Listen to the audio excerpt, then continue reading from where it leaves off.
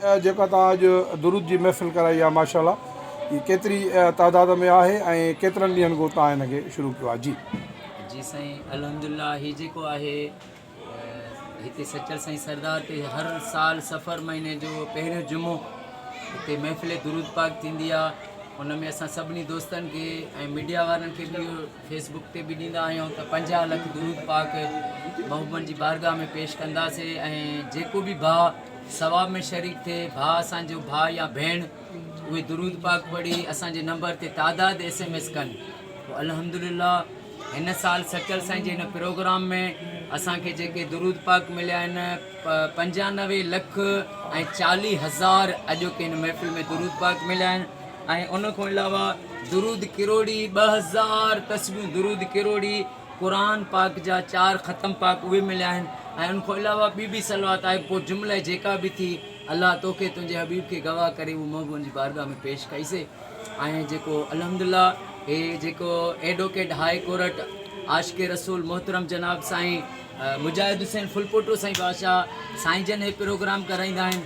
असांजा कुझु प्रोग्राम हूंदा आहिनि जीअं ठटे में थिए या टंडो अलयार में थिए, उते जमायत जा फ़क़ीर कुझु गॾिजी करे पाण में, पर हे सिर्फ़ु ज़ाती हिन घराणे जे तरफ़ां थींदो आहे। फुलपोटो साहब एडवोकेट हाई कोर्ट मुजाहिद हुसैन फुलपोटो साईं जे तरफ़ां ऐं रिटायर पुलिस ऑफिसर साईं जा बाबा साईं SH अलीनो फुलपोटो साईं बादशाह ऐं साईं जा चाचा वॾेरो ग़ुलाम शबीर साईं हाजी सनाला फुलपोटो साईं, बहरहाल रब साईं अमा बतुल सैयदा तैयबा ताहिरा फ़ातिमत ज़हरा सलामुल्लाह अलैहा जे सदके मुजाहिद साहब खे, साईं जे सॼे कबीले खे, साईं जे सॼे आयाल खे क़यामत ताईं आबाद फरमाए। ऐं ही जेके वली सगोरा आहिनि हिननि अमन जो पैगाम ॾिनो आहे। सूफ़ियुनि पीरनि फ़क़ीरनि जी सिंधड़ी सुहारी, हिननि वटि तफ़रीक़ेबाज़ी न आहे। जीअं क़ुरान मना कई आहे फ़िरका न विझो।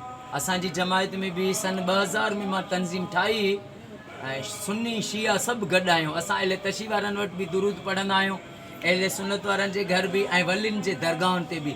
सिंध जो को शहर न आहे, को ॻोठु न आहे जिते असां न विया हुजूं।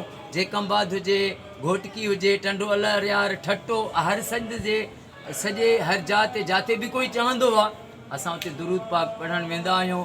ऐं इंशाअल्लाह ताला भेटाई साईं जे हिन बैत सां जेसीं साह पसाह तेसीं नीह निभाइबो, ॼाणे पोइ अलाह केरु हूंदो कंहिंसां भला।